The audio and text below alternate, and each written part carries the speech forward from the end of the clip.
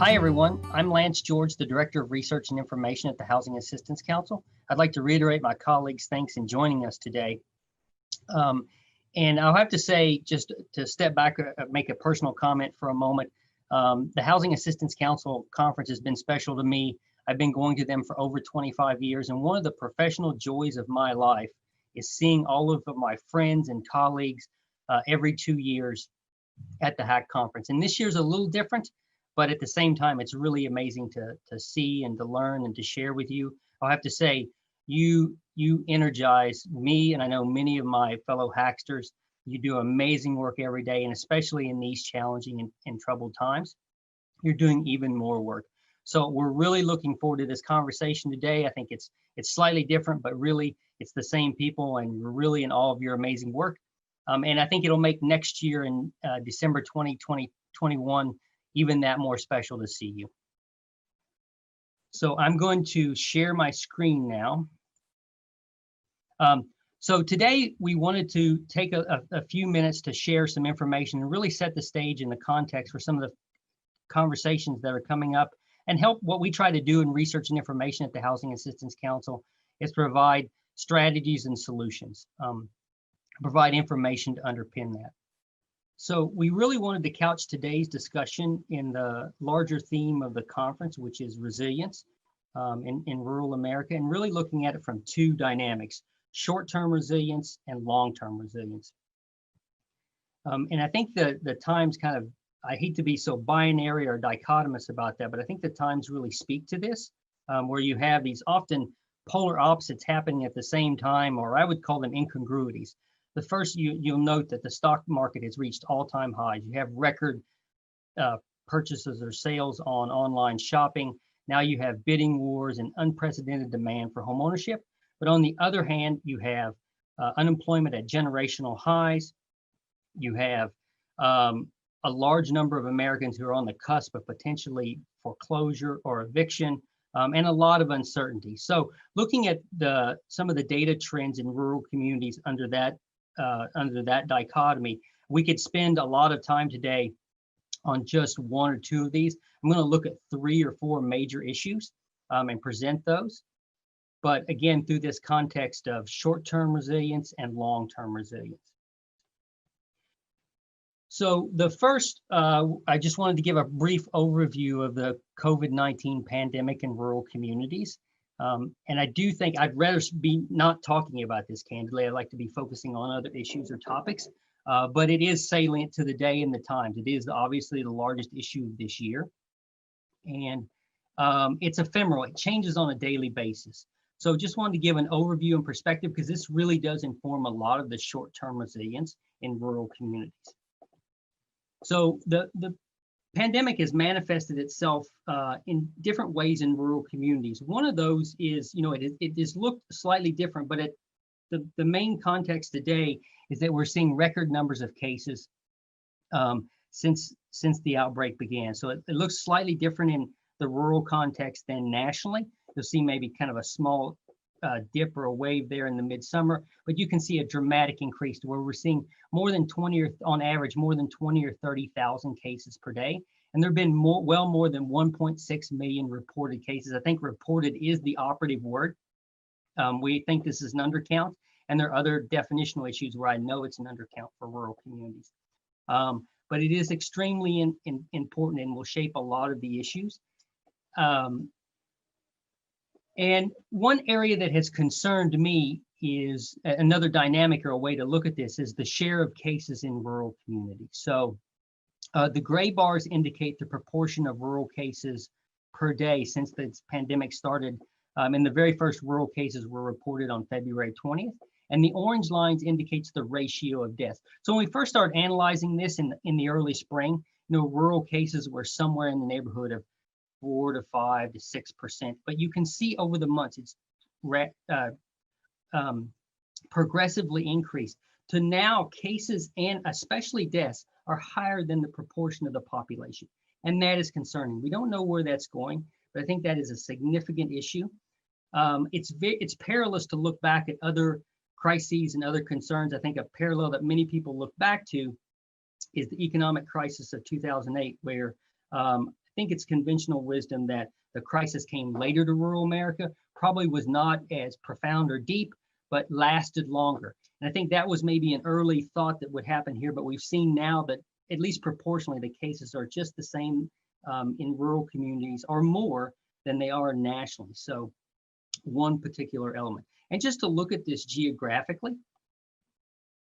So this map presents cases per 100,000 as of March 16th. That's the day that the CDC issued social distancing guidelines. And you'll notice the yellow areas are counties, rural counties that had reported cases, and they're relatively low. So you'll see on these following maps, the higher the case count, the darker the orange or red. So that's March of 2020, March 16th. Then we go to May, June, July, August, September, October, and then more recently, November. And there are a couple of narratives here. One, you see much of the county is, much of the nation is now in red, which have the highest, basically the highest level of rates per 100,000. And I think the larger narrative is that there are virtually no rural community that's untouched now by COVID-13 or COVID-19. There are only 3 counties that don't have reported cases, and one of them actually does. It's just technically not reported. This is elevated so much that we might have to even change the scale on the map. Rarely does that happen in our world where we get so much change that quickly. But this is, you can see geographically and visually how much COVID-19 has impacted rural communities. And we'll use that as the short-term, the basis for a lot of the short-term resilience that we talk about in various social and economic conditions. We're going to look at basically 3 conditions of short-term and long-term resilience, namely social conditions, economic conditions, and housing conditions. So to look at social resilience in rural America, I want to start with kind of what I would call long-term resilience issue. And that's merely just population growth and population decline and viability in rural communities. So I've often been accused of maybe spending a little too much time on this. It's a demographic issue, but I think it's really important to viability, and the viability of rural communities is the issue of population loss. So population gain over the last 8 or 9 years, looking at that time span, was somewhat anemic in rural communities, about 8%, when other areas, suburban and urban communities, had much larger population gain. And in fact, for much of that decade, there was a decline in the population just in the last few years where we're able to go back into positive territory. But I want to illustrate this dynamic and show you the long-term resilience and the long-term impacts of population decline. So the first map, all areas in blue were counties that experienced population decline from 1990 to 2000. Then we look at the next decade from 2000 to 2010. And then finally just progress to the most recent data we have in 2019. But you'll see a much larger proportion of the nation, particularly rural communities, lost population over this period. And I continue to fall back and say, this could have dramatic long-term. I mean, this is something that has much longer term impacts than might be oftentimes we think about in a housing context. But this is a major issue and a major concern for the economic viability. I will temper that to some degree because much of that population loss is the outmigration of younger and working age population. And I'll temper some of that by saying, this is different. It varies a lot by market. And just looking at age, looking at age groups, you'll notice this map indicates the plurality of age group by county. So it's not the majority, but what's the largest age group in each county? And the kind of plum communities there, the medium purple, that the largest age group are baby boomers. But you'll notice that's not the case in some portions of the country, where the lighter blue and even the lightest blue indicate that millennials or even Generation Z make up the largest population in those communities. So I offer this to say that it is not a monolithic, trend, that a lot of communities vary, but I do think that population dynamics greatly contribute to rural viability in the long-term sense of resilience. I know there's a question that's come up and people have tried to read the tea leaves on what does the pandemic and the short-term resilience, what does it mean for rural communities and rural resilience? And I'll have to say, I just don't know. I don't think we have enough data or information to discern that right now. There's no doubt that there's some level of population churn in the nation, right? It's just very hard to discern. I am less sanguine than others. There have been stories where, again, people are trying to read the tea leaves from Zillow or Redfin or various anecdotal articles from various cities where there's massive demand in some rural communities. I don't doubt that some of that is happening, but I don't know if it's a full-fledged rural return. So I think the jury is still out. We'll just have to look at that. But I would still say that population dynamics are extremely important, especially demographic dynamics, to many of these, to resilience in general. So another social, and a look at a long-term social trend that contributes to resilience is race and ethnicity. And obviously this has been a very large issue in 2020 as well. And race and ethnicity are just as complex in rural communities as they are in the nation. And in some respects, they manifest themselves much differently. It is a very long-term and complex issue that provides a lot of consternation and a lot of complexity and a lot of concern. But I would say, looking back at a longer-term trend, while there's a narrative that rural communities, and it is true, rural communities are more homogeneous and they're not as diverse as the nation as a whole. About 60% of the US population is white, not Hispanic, but in rural areas, that's about 77%. But rural communities increasingly are becoming more diverse. And to illustrate that, I wanted to show this map. So from 2010 to 2018, over 92% of all counties in the United States became more diverse. That means their minority population, their non-white, non-Hispanic population increased. It actually increased. And just to look at the inverse of that, there were a few counties, about 8% of counties, where the population, the white, not Hispanic population, actually increased. And that's a mixed picture. Some of those counties were actually had very high minority populations, so in some respects they became more diverse, others not. But I would say the larger trend, even though there's oftentimes a larger narrative about race and ethnicity in rural communities, the longer trend is that rural America is becoming more diverse, and I think for the better. I think that is an important consideration looking forward.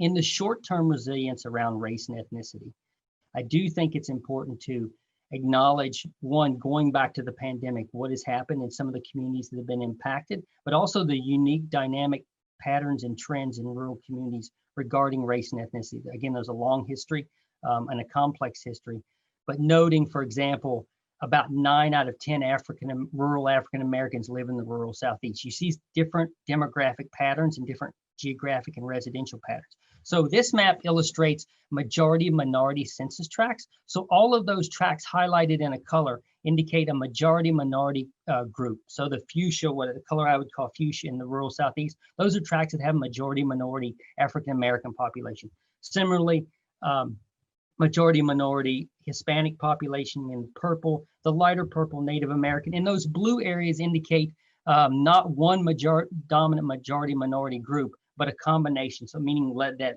more than half the population, 51% of the population is majority minority.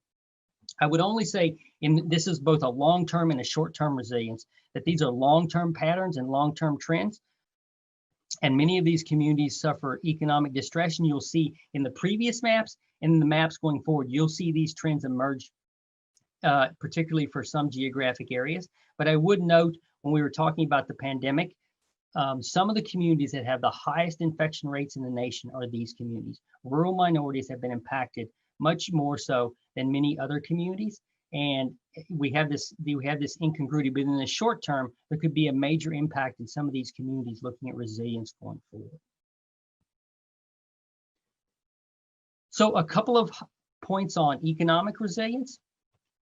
And I think the larger story on economic resilience this year is employment. I am a houser. I like to think about housing issues, but at the end of the day, many people say it's all about jobs, jobs, jobs.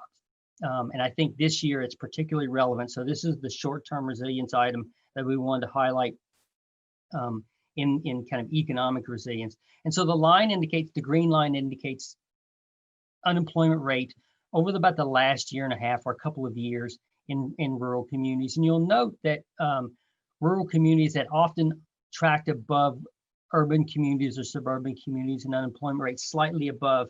But then in April of 2020, you see this dramatic increase commensurate with the nation, but not as high, but it jumps up dramatically to about 13%. We have seen a slight decline well, not a slight, a pretty dramatic decline, a kind of a steady decline. But at the same time, it's still twice the rate it was at that point last year. So you have a kind of a mixed story here on unemployment. I would say that in this could impact rural communities in both short term and the long term. But many rural families and families nationwide don't have the luxury that I do, where I can sit and work from my desk behind a computer. They have to get out into the workforce, maybe in dangerous, perilous work, or maybe their work is not permitted due to health reasons right now, or has been reduced dramatically because of the economic situation. And that's much more likely to happen in a rural community. So I would just say that this, in the short-term resilience, is a very significant issue to look at employment. And just to give a geographic presentation of that, this is the map of unemployment rates in April of 2020. You know, this would be at the kind of the height of the unemployment of this year. But in the darker green areas, the higher the unemployment rate. You'll note those darkest green areas were above 20%. That's really high. Some of the communities impacted were recreation communities, but other communities that have experienced long-term employment challenges. So we transition to the most recent data that we have, which is September for rural communities. And you'll see that has moderated some, but it harkens back to this issue of it's still relatively high compared to where we were. And the future is somewhat uncertain going forward. I would say, transitioning to the long-term rural resilience issue, it's definitely poverty. I think maybe poverty has been overlooked, but at the Housing Assistance Council, the long-term resilience issue, economic resilience issue in rural America is definitely poverty. There's no doubt about that. I know it's been much discussed, but we still need to discuss it. It dramatically impacts the lives of millions of Americans, and especially in some rural communities, there are very high poverty rates still, and they're increasing to some degree. And the short-term resilience of this, the short-term impacts could only impact or confound this even more. So just a quick distillation, many of you are familiar with this map, but the lighter purple areas indicate a higher poverty rate. Many of these are rural communities. And another way to look at that is just persistently poor communities, those communities that have more than 20% of the poverty rate for the last 3 decades. And you'll notice about 85% of those communities are rural communities, and they are geographically clustered. This is not a random pattern. And you can almost go back and look at the race and ethnicity map, or also look at some of the COVID maps, and you'll see a very similar pattern. And one other distillation of that is just child persistent poverty. We oftentimes don't think about that, but it's even more endemic, where you have much higher rates of children experiencing poverty rates. And you'll see that it's just a larger footprint and a greater incidence of that problem. So the short-term resilience is definitely employment, but it feeds into and exacerbates other issues. And I think that's a trend that I would also like to focus on, that I've noted this year, is that the short-term resilience, or the short-term problems, some of the challenges, I've often used the term that they exacerbate the problems, but in some respects, they may be accelerating them as well. And finally, looking at housing resilience, I wanted to focus on, in the short-term resilience, looking at housing tenure, whether you own or rent your house. So this is a map of home ownership in the United States. The darker brown areas indicate a higher home ownership rate, and the lighter yellow areas indicate a lower home ownership rate, and it would just be a higher rental rate. This is a dichotomous variable. With a few exceptions, you're either an owner or a renter in this country in your housing tenure. And I think this manifests itself, this particular element, especially in the housing world, in the short term, is a major issue of resilience in rural communities. There aren't as many renters. Obviously, in rural communities, the home ownership rate is higher. But in many respects, renters, the data are clear, are having more challenges in the short term outside of the pandemic. They are more likely to be employed in occupations that are impacted by the pandemic. They are much more likely, less likely to have savings, lower incomes, and less likely to weather a shock to their economic system. So I think that homeownership is definitely a major, major issue in the short term, and it's obviously a long-term issue, but homeownership and rental housing is a major, housing tenure is a major issue in the resilience of rural communities. I just wanted to highlight this chart that shows homeownership rates, and the converse would be rental rates by various demographic groups. And you'll notice the rural rate is higher, but one particular note is the homeownership rate among minorities is about 20 percentage points lower than for non-white Hispanics. And you'll see this is just an indication that there's a lot of variation in homeownership. It's not a panacea, and there are life cycle issues where homeownership is valued and rental housing is valued and needed. So the inverse of this is that renters and rental housing is important. All housing units are important, but I think in the short term, rental housing is a much more of a concern, especially with the pandemic. And finally, in the housing dynamic, I wanted to look at the long-term, one of the long-term resiliency issues is just affordability. The ability to afford one's home is by far the most significant housing challenge and issue in the nation and rural Americas. Oftentimes there's a misconception that housing challenges are just not as stark, are not as big in rural communities because housing prices are lower, but that is not the case. By far the largest housing challenge in any rural community or most rural communities is the ability to afford one's home. Now just illustrate that through this time series map. So we've been looking at various time ranges throughout this discussion, looking at just a few months. We're going back really far here to 1980.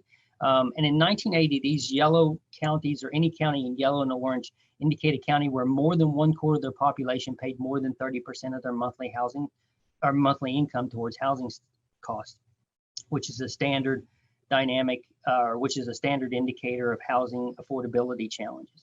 If we just fast forward to the most recent data, we'll look at, yes, some communities have had much higher rates, but the incidence of housing affordability challenges are much, much greater across the entire United States, especially in rural communities. So this is both a short-term resilience issue that can be impacted by the economic fallout from the pandemic, but also this continues to be a very long-term trend that we need to watch. So those are a few basic short-term and long-term resilient points that we wanted to talk about. But I wanted to also highlight within this discussion the people behind these numbers and the people that do amazing work, and that's HAC's research team.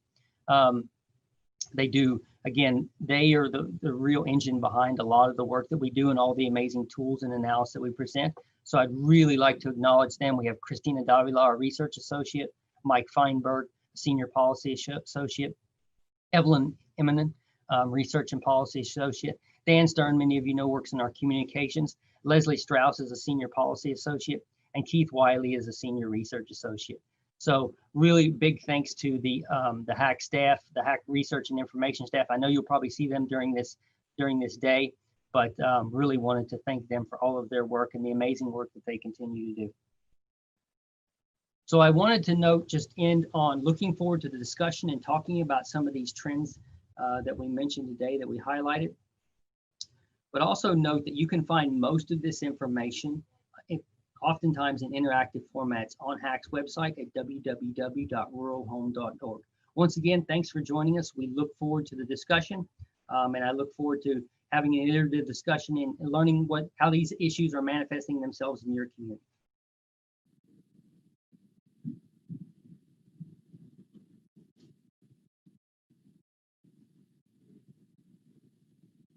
Hi, everyone. We're back and moving into what I think is the most important part of the discussion today, which is how some of these issues that we discussed, or these topics, or maybe didn't discuss as well, are working or playing themselves out in your communities and how they're impacting your ability to serve residents in your communities. As a researcher, it's difficult to admit, but the data really only get you so far. Anyone can throw up a few maps and charts and graphs, but they're not an abstraction to a lot of other people. In reality, these issues are often very complicated and nuanced and have long-term histories and complexities, and they really vary from community to community. So to help us with this perspective, we are joined by two highly impressive individuals today who work to improve their communities every day. And I'm really pleased to welcome Zoraima Diaz from CDCB. I can never pronounce that. It's Come Dream, Come Build. But you heard about CDCB from Eileen earlier today and the impressive work that they do. And Vivian Ballou from Legacy CDC in Port Arthur, Texas. And both of these women have amazing, amazing resumes, which I could spend a lot of our time talking about. But we're going to move on from that because you'll hear about that. Much of that will be imbued in their discussion today. But we're going to jump into a few questions and hopefully much more of a dialogue. And again, I also welcome and encourage you through the chat to ask questions and to comment on some of the issues. But I'm going to stop talking because I've talked enough. But just ask a couple questions. And the first question would be, unfortunately, the COVID-19 health crisis is currently as bad in the U.S. as it's ever been. I've made several presentations on this, and I often say, there was an unfortunate circumstance. And I opened up the paper this morning and saw yet another one where the deaths reached the highest that they've reached in the U.S. in basically since the pandemic began. And I would say that the virus, I think in the presentation, it is very unfair and very uneven. And the infection rates in rural America, we have simultaneously some of the highest communities with the highest infection rates and some of those with the lowest. But I want to focus on the impacts part. What has been the impact of the virus in your community? Oftentimes at HAC, we're asked, how is the virus? Everyone's trying to figure everything out, right? But people often ask us, how is it impacting the communities you work with, the stakeholders, the residents? The best way to do that is to have this discussion today, and hopefully Vivian and Zoraima can help us with that. So I'm going to turn to Zoraima first and ask for Vivian's perspectives as well. But how has COVID-19 impacted the ability for you to provide services and resilience in your community? Thank you, Lance, and thank you for the insightful presentation. I would just echo, I think, some of the comments that you made and some of the other presenters. I really believe that at CDCB, we've seen our response to this pandemic in our community in three parts, primarily in terms of relief, recovery, and then long-term resilience. And I think for us, the impetus at the beginning, and when the pandemic hit, immediate relief was just how can we pivot and take the services that we provide in person over the last 45 years and continue to deliver them in a remote context. And this is critically important because we were in the middle of tax season. We have families applying for home ownership. We have families waiting to close. So that was really our impetus at the very beginning, just taking 10 days to transition everything that we had previously done in person to a remote platform. I would say, secondly, we also have observed that in this period, the ability to serve clients remotely has really expanded our reach, even beyond our immediate geographic footprint. In the third quarter, we served more clients in that period in 2020, almost twice as many as we did in the previous year. So while we know it has expanded our reach, we're also just trying to remain very cognizant of the clients in the rural areas and colonias that are harder to reach and aren't as able to plug into services now that they're being provided remotely because of the digital divide and inability to access services in that space. I also think that we know, right, as a fact, immediately when we felt the impact, just in April, 21% of clients that CDCB was currently serving were either unemployed or were suffering from reduced hours. So we felt the immediate impacts in our region. And I should say that in the long term, what we're looking at is a longer recovery for the communities that we serve, because we were in a financial precarious position, at least the families that we serve prior to the pandemic. And the onset of the pandemic has just provided a sense of immense financial stress. And I think in the long term, now we're looking at the uncertainty and how long this will last in the future, where previously I think we were prepared for natural disasters or, a certain industry shutting down. We knew how to train, we knew how to prepare, we knew how to provide relief. But this pandemic just the thought that we can't really predict how long the extent of this is going to be really has put us in a precarious position as a region, because again, we were seeing unemployment rates that were 14, 15% prior to the pandemic. And now, in the peak, they were at 24%, now going down to 18%. So we really feel that this is going to be more of a long-term recovery for the communities that we serve. Thanks. Vivian? Yes, I agree. I've noticed that we've had increased service, but there's been some benefit. I think we have become more efficient in how we deliver our services to our clients. We've basically perfected drive-through distributions. We've gotten that down. I think that the way that we operate as an organization, I think we were more hands-on. I think the pandemic has added insult to injury to our community. We were already struggling from the disaster recovery efforts from Hurricane Harvey and Thunderstorm Imelda. So in the midst of the pandemic, we had 3 other disasters occur. So the way that we normally address the services to our clients has been impacted, not just we're doing disaster recovery in the middle of a pandemic. So that's really changed how we do things. And many of the clients here are experiencing depression from the previous disasters. So this has really exacerbated their depression and the need for contact and to be more social and to have human contact. So it's really tied our hands.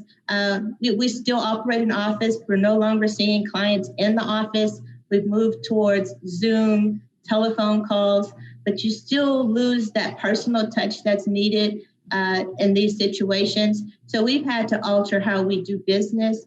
I agree that it's a longer term recovery on top of what we're dealing with as a disaster recovery at the same time. So you have many people who are sheltering and being asked to stay home in homes that are substandard, mold infested, all the issues that are going on. So, it's just sort of layering and stacking issue upon issue.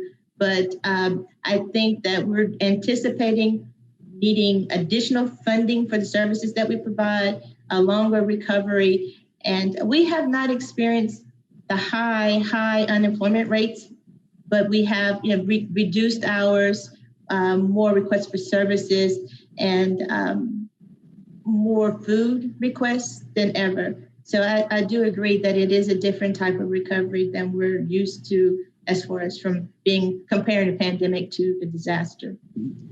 So thanks, Vivian. You make an interesting point, which I'll have to give a little bit of context. Some who know me often say this. I am a glass half empty person. And I've basically spent a career of coming in and telling communities what's wrong and what the problems are. But I really was interested in your comment on we often focus on the negatives of this, but you noted that sometimes these emergencies do kind of institute some efficiencies and some changes and some improvements. And while on balance, obviously, this is not good for anyone. Right. But I think that's interesting in this discussion and the way you provide services and the way you do your business. I really think that's an interesting point. I'd like to maybe return to that later. I just want to ask if either of you had any follow-up kind of points or dialogue between your both perspectives on how you're experiencing and maybe particularly how the residents you serve. I know you touched on that, Vivian.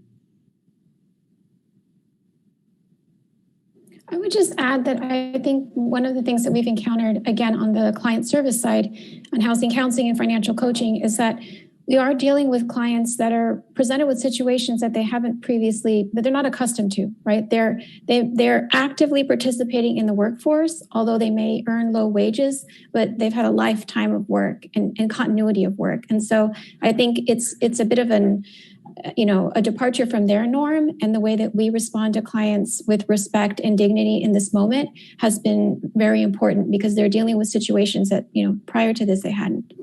Correct. And at a higher income level than before. Well, thank you on that. I'm going to move on. In the data presentation, I asked about another element that we highlighted. We looked at race and ethnicity dynamics in rural America. And again, for highly unfortunate reasons, this issue has come to the forefront as well in the United States and in rural communities as well. And while there's been recent or short-term, I would say, awakening of consciousness on this issue, You both live and work in communities of color. And this is not a new issue for you. So I would maybe like to say, can you please share your perspectives on how race and ethnicity have impacted dynamics of resiliency in your community, maybe in the long term, maybe in the short term, and maybe I'll ask Vivian to take the lead on this. Sure. You know that the pandemic is basically impacting the minority community at a higher rate. So we are seeing more deaths, more hospitalization in the minority community, as well as unemployment. Higher unemployment has been impacted. The communities that we serve are primarily maybe 3 to 10% minority makeup. So we're basically serving in our rural communities white, low to moderate income families. Our rural areas, basically more of our suburbs, more affluent people live there. You know, maybe it's because of the lack of services or jobs or public transportation, but the minority community tends to stay closer to the city, the larger cities in our area. But we still face the same issues that other communities face as far as like the systematic racism and things like that that impact minorities all over the world. We also see that there's a lot of discrimination, even in our disaster. I go back to our disaster recovery because I see those two as linked. There's been reports that even in the disaster recovery efforts, there's been discrimination. And so I'm assuming because of the systemic racism that's being through all the processes, people have to go to application processes. I've even noticed that where people go to seek assistance, it's not in minority communities. They establish the temporary offices in the white communities. And so minorities have to find their way to the assistance where maybe there's no transportation, and sometimes going through neighborhoods that are not friendly to minorities. And I've gone through some communities where I've had to pass through Confederate flags and things like that to get to those services to help or to offer assistance. And I've also, as a minority organization, we went to a community that was primarily white, and our services were rejected. You would not accept the assistance from us because it was coming from Black women at that time. So, you know, I think that even in a pandemic, the racism and some of the things that impact minorities is still there. Thank you for sharing that, Vivian. Maybe I'll turn to Zoraima and give her perspectives as well. Thank you. Thank you for sharing your perspective, Vivian. I certainly appreciate it. And I feel like again, this pandemic has just provided an opportunity to shine a light on how fractured our social service system is, how fractured the system of income support programs are, especially for low-wage earners, low-income families in this country. I think in Texas specifically, you know, we know that 39% of confirmed cases, you know, are represented by Hispanics in our state, and 54% of fatalities, right, in terms of just ethnic and racial demographics here. We also know, I think our community is a little different because we are a majority minority community. We represent deep South Texas, where Hispanics are the majority of the population. But I would also just note that, again, if we look at take the perspective of pre-pandemic and then within this pandemic and then a lens looking forward, what we see is that I feel is a lack of capacity and a lack of long-term, what we would say, disinvestment in our region at the federal and state level, which I think, again, disproportionately impacts rural small communities because it really puts the onus of responsibility in terms of response on local municipalities and the counties, which really don't have, you know, access to the resources that we need in this moment.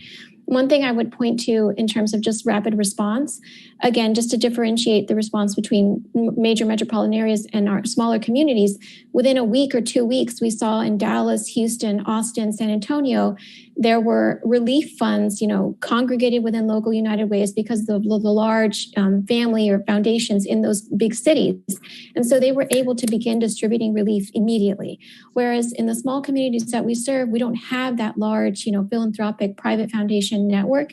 And we really do rely more on funds that are kind of come from the state or the Fed through the CARES Act and we know that response is slower. So again, I think in terms of just how the dynamics in our state going forward, for the long term, we really have to look at how are we investing in majority minority communities, not just in this moment, but in the next 10, 20 to 30 years. Because what we need now is an investment in opportunities to have an intergenerational transfer of wealth going forward.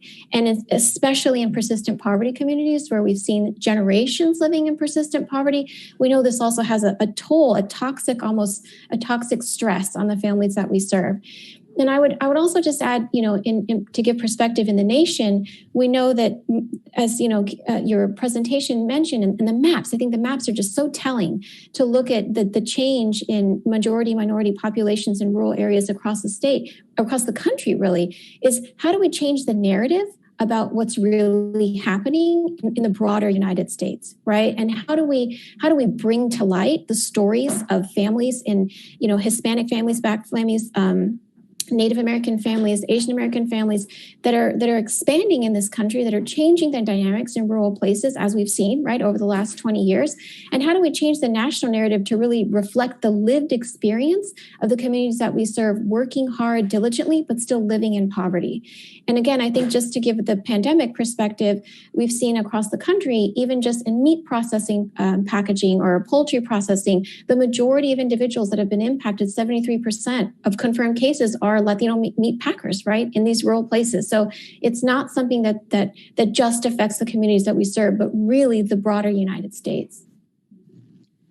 No, I agree. I think that building the generational wealth and planning for that is going to be most important. While we have access to funds, while maybe we're on people's minds, we should start planning the longer term, trying to break these cycles of poverty in our communities. And I think that not just planning to PPE, but going beyond that, we're spending people give you a lot of money to buy masks, things like that. But I think that we should prepare people to be able to take care of themselves in the future when things happen, and helping them to amass generational wealth through housing is very important to us. Vivian and Zorana, thank you both. These are invaluable perspectives, and candidly, we could spend hours on this, right? We should, but we have some limited time. So I did want to move on to one element, but hopefully we'll continue these discussions throughout the day. But you are both Texans. So Texas is well represented here. Maria Luisa was on earlier, so not intentionally by design, but and Texas is a big place. So as I often say, even though you're both Texans, there's a lot of variation in the community you serve, and it's its own nation state, right? It could at one time, but it could a lot of variation. But you are as Texans, there's often a term that I've heard when I'm in Texas that you are housers, which I am endeared to. I love that term. You help build, preserve, maintain, and provide access, a whole range of housing services to people. So I really want to move because we have a lot of other housers. I like to call myself a houser, but I've never built a house. You guys are really housers. You actually really do this. But I wanted to move on in just that third major element. We talked some about the pandemic. We talked about some social and economic characteristics, but really turning the conversation to what you see as the biggest housing issues, and do they relate to some of the issues that we presented, or are they not? What are the housing issues in your communities? And as the two housers, I'm going to open up to both of you and see which one wants to kind of take that one on. I'll start first. As I touched on earlier about our responses to the pandemic, I relate to the disaster. We were hit by Hurricane Harvey. We lost 85% of our housing stock. So when you start there, and then on top of that, the things that are happening today, we really have to focus on the development of affordable housing. Being from rural communities, we're not receiving entitlement funds from HUD. So getting more funding to the smaller communities, and we're having to compete for smaller grants. I think that we'll have to start thinking bigger and having the community start thinking larger. I've noticed that we've had a lot of redevelopment in our rural areas after the hurricane, but they're not affordable housing. So we have to get our communities, our counties, our cities to start requiring a portion of all of these new redevelopments to be set aside for affordable housing, 10%, whatever the number might be. But some of the houses that are coming up are in the $200,000 range, new developments, and none of them would be accessible to our clients. And then also requesting funding be made available for down payment assistance. We need to be able to subsidize the cost of these houses so that we can buy them down and make them more affordable to low to moderate income families, so that we don't see where all the new housing would be in one side of town and then the low to moderate income people are living in the older homes. And so I think that there has to be a balance and a plan put in place now so that we can start making plans to incorporate the low to moderate income families into the redevelopment plans. Thank you, Vivian.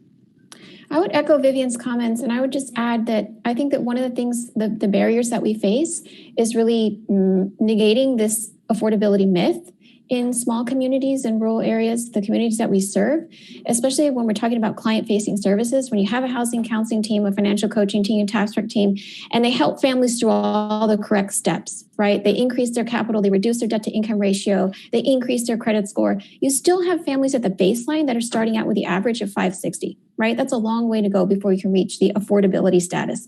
You still have situations where families are working more than full time, two income, adult house earners, and still don't qualify for what's essentially necessary to purchase a home. So we do feel, on the client-facing side, we do all this work to prepare clients and make them ready to qualify, pass the underwriting guidelines. But even at their, most active participation in the labor force and, accumulated all the savings that they can and reduce their debt to as low as humanly possible, they still only qualify for $70,000. And even in the communities that we serve, you cannot buy anything at $70,000 or below. So I think Vivian is 100% correct. I think we need to talk more about how can we subsidize the home purchase for low wage earners, specifically low wage earners, women of color, and caregiving professions. We know this is one of the fastest growing industries in the regions where we serve, the clients that we serve, and it is going to continue to be at this place low wage work. How do we change the conversation about how we value the type of work that our clients provide, the industries that they're involved in, so that we can increase their earnings to really enable them to be capable to purchase a home for the long term? And I would just add that I think this goes back to your question about, the impact on racial or gender wealth gap in this country. We know that for low-income families, that home purchase is the largest asset purchase they will make in their lifetime.